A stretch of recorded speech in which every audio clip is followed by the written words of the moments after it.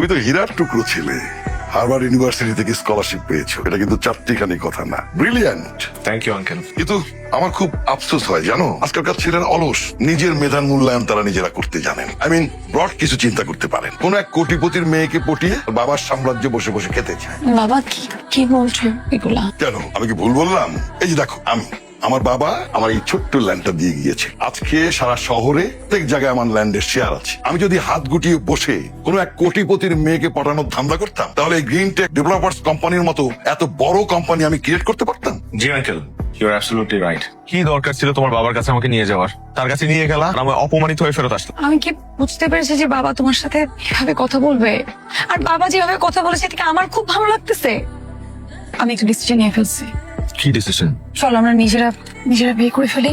পাগল হয়ে গেছো? তোমার বাবা এটা মেনে নিবে না। বাবা এখন মানবে কি মানবে না সেটা আমার মাথায় নাই।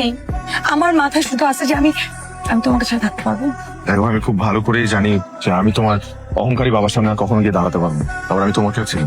আমি খুব ভালো করে বুঝতে পারতেছি যে তুমি তোমার বাবাকে ছেড়ে আমার কাছে আসতে পারবা না তুমি। তোমার মনে হয় যে আমি তোমার কাছে আসতে পারবো না?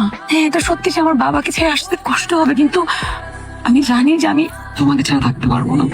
প্লিজ চলো না আমরা বিয়ে করে ফেলি। শিওর?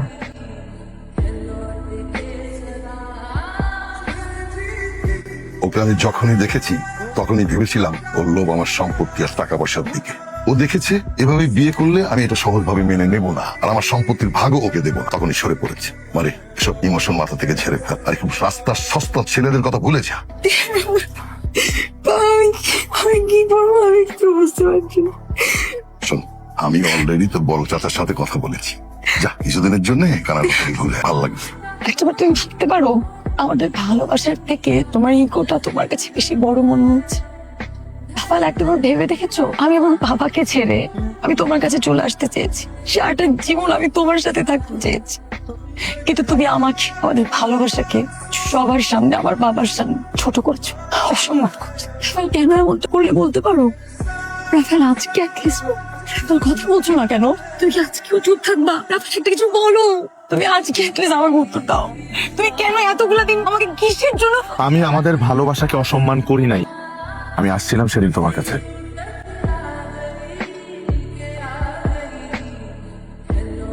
অবাক হচ্ছ? আপনি?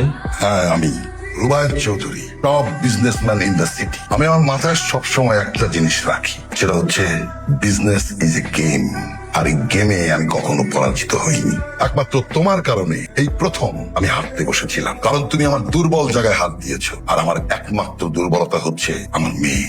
সেখান থেকে ছাড়া পাওয়ার পর আমি জানতে পারি তুমি দেশের বাইরে চলে গেছো। আমি তোমাকে তন্ন তন্ন করে খুঁজি, কিন্তু কোথাও পাই না। সোশ্যাল মিডিয়াতে তোমাকে খোঁজার পর আমি দেখি তুমি আমাকে ব্লক করে দিয়েছো, কিন্তু পরে গিয়ে জানতে পারি যে তুমি আমাকে ব্লক না, তুমি তোমার সব আইডি ডিঅ্যাক্টিভেট করে নিজেকে গুটিয়ে নিয়েছো। এরপর আর কি, এরপর 2 মাস পর আমিও দেশের বাইরে চলে যাই। আমার বাবা এতগুলা দিন ধরে আমাদের সাথে অন্যায় করে গেছে, আর আমি কিছু বুঝিনি। তো আমাকে একটা কথা বলতো, এত বছর পর যখন তোমার সাথে আমার প্রথম দেখা হলো, তখন তুমি আমাকে কেন কিছু বলোনি? আমি বলতে চেয়েছিলাম, কিন্তু তোমার আচরণ দেখে আমার মনে হয়েছে তুমি তোমার লাইফে আমাকে আর ব্যাক চাও। সরি রাফায়েল, আমার যখন মনে হয়েছে যে তুমি আমাকে ছেড়ে চলে গেছো, তখন তোমার প্রতি আমার রাগ, আমার ওই ক্ষোভ, আমি আমার ক্ষোভ কন্ট্রোল করতে না পেরে আমি তোমার সিভি দেখে আমি তোমাকে ডেকে আমি অপমান করি। বিশ্বাস করো রাফায়েল, আমার এখন পর্যন্ত আমার বাকিটা জীবন আমার একজনকে সাথে থাকতে পারবো, কিন্তু সন্তান হিসেবে আমি চাই না কোনো বাবা অপমানিত হোক।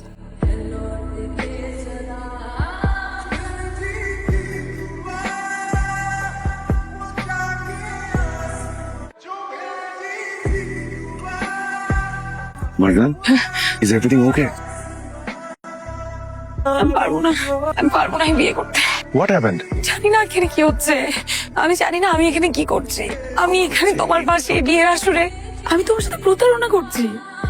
কেন বিয়ে করবো? আমি তো তোমাকে ভালোবাসি না, আমি ভালোবাসি রাফালকে।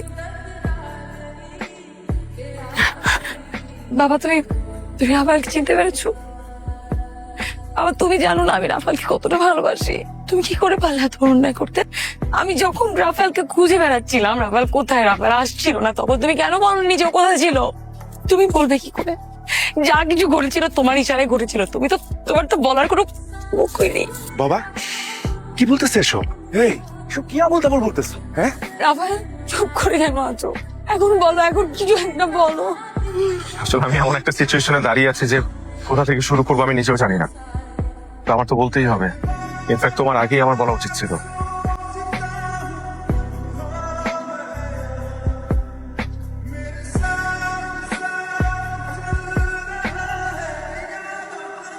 আমি মারজানকে আমার জীবনে একবার হারিয়েছি, আমি সেকেন্ড টাইম ওকে হারাতে চাই না। আমরা একজন আরেকজনকে অনেক ভালোবাসি, এবং কতটা ভালোবাসি সেটা মুখে কখনো এক্সপ্লেন করতে পারবো না। কিন্তু আজ ভাগ্যের এই নির্মম পরিহাসে আমরা দুজন দাঁড়িয়ে আছি, কিন্তু অন্য মানুষের সাথে। মবেরা, কেন আপনার সাথে কিন্তু আমার ঠিকঠাক মতো একটু কথাও হয়নি। আপনি কি পছন্দ করেন, কি অপছন্দ করেন সেটা আমি জানি না। আমি কি পছন্দ করি অপছন্দ করি সেটা আপনি জানেন না। আচ্ছা, আমরা কি দুজন মিলে এক কাপ কফি কখনো খেয়েছি? আর সেই মানুষটার সাথে আমি সারাটা জীবন কিভাবে কাটাবো বলেন? নভেরা, আমি জানি আপনি কষ্ট পেলে আপনার প্যানিক অ্যাটাক হয়, কিন্তু বিশ্বাস করেন আমার এই কথাগুলো বলা খুব দরকার ছিল। মার জানি কথাগুলো বলার আগেই আমার বলা উচিত ছিল, কিন্তু এখনো যদি আমি চুপ থাকতাম তাহলে ভেরি লেট। আমি সেটা চাই না। এই কথাটা আপনি এখন কেন বলছেন? এই কথাটা তো আপনার আরো আগে বলা উচিত ছিল। কিভাবে বলবো?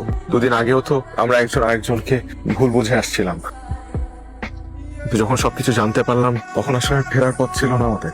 এর মধ্যে আপনার বাবাকে দেয়া কথা রাখতে গিয়ে আর মারজানের বাবার সম্মান রক্ষা করতে গিয়ে আমরা দুজন মিলে সিদ্ধান্ত নেই যে আমরা আমাদের ভালোবাসাকে বিসর্জন দেব। কিন্তু একটা জিনিস আমি খুব ক্লিয়ারলি বুঝে গেছি যে আমি still in love with Marjan. আমি ওকে অনেক ভালোবাসি। আমি আসলে একসাথে 4টা জীবন নষ্ট করতে চাই না। এই, নাটক করস, নাটক না? বাড়ি ভর্তি মানুষজনের সামনে আমার আর আমার বোনের লাইফে ফাইজলামি করবি? না! আমি মাইরা ফেলাবো। ভাইয়া থামো। এই মানুষটা আমাকে ভালোবাসে তাই বাবার কথা রাখার জন্য সে আমাকে বিয়ে করতে রাজি হয়েছে। আমার সাথে সারা জীবন থাকবে সেই সিদ্ধান্ত নিয়েছে।